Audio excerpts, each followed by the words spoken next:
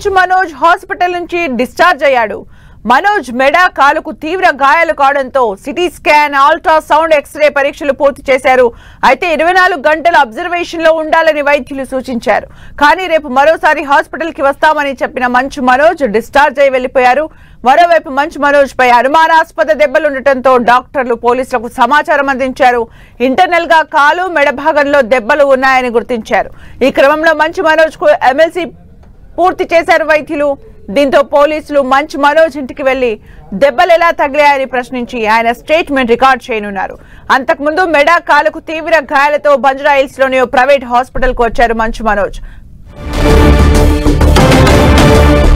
మరిన్ని అప్డేట్స్ మా ప్రతినిధి అజయ్ అందిస్తారు. అజయ్, మనం చూసుకోవచ్చు, ఉదయం నుండి కూడా ఈ సంఘటన రాష్ట్ర వ్యాప్తంగా చర్చనీయాంశమైనటువంటి పరిస్థితి మనకు కనబడుతుంది. ఏదైతే మోహన్ బాబు సంబంధించినటువంటి కుటుంబ సభ్యుల మధ్య గొడవ జరిగింది, మంచు మనోజ్ కు అదేవిధంగా మోహన్ బాబు మధ్య గొడవ జరిగింది. ఈ నేపథ్యంలో మనోజ్ కు గాయాలయ్యాయి, ఇద్దరు పరస్పర ఫిర్యాదులు చేసుకున్నారన్న వార్తలు వెలువడుతున్నటువంటి నేపథ్యంలో ఈ రోజు సాయంత్రం బంజారాహిల్స్ రోడ్ నెంబర్ 12 లో ఉన్నటువంటి ఒక ప్రైవేట్ హాస్పిటల్ కు మంచు మనోజ్ రావడం, అక్కడ చికిత్స చేసుకున్నటువంటి పరిస్థితి కనబడుతుంది. డాక్టర్లు ఆయనను పూర్తిగా సిటీ స్కాన్, అల్ట్రాసౌండ్, అదేవిధంగా ఎక్స్రే తీసి ఆయన వైద్య పరీక్షలు అయితే పూర్తి చేశారు.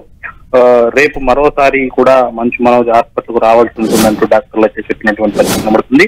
మంచు మనోజ్ సంబంధించి ఇరు వర్గాల మధ్య, అంటే ఇద్దరి మధ్య తోపులాట, గొడవలు జరిగాయని డాక్టర్లకు చెప్పడంతో వాళ్ళు కూడా ఎమ్మెల్సీ మెడికల్ లీగల్ కేసును పూర్తి చేసినటువంటి పరిస్థితి కనబడుతుంది. ఈ మంచు మనోజ్ వైద్యం కోసం ప్రైవేట్ హాస్పిటల్ చేరిన నేపథ్యంలో వాళ్ళు కూడా మెడికల్ లీగల్ కేసు అయిన నేపథ్యంలో పోలీసులకు సమాచారం ఇచ్చి ఏదైతే ఇంటర్నల్ గా జరిగినటువంటి గాయాలన్నింటి కూడా వాళ్ళకు తెలియజేసినటువంటి పరిస్థితి కనబడుతుంది. అయితే స్కాన్ ఎవరికైతే మంచు మనోజ్ వైద్య పరీక్షలు చేస్తున్నటువంటి నేపథ్యంలో ఇటు ఇంటర్నల్ గా కాలుకు, మెడ భాగానికి కొంత దెబ్బలు జరిగినట్టుగా కూడా గుర్తించినట్టుగా తెలుస్తుంది.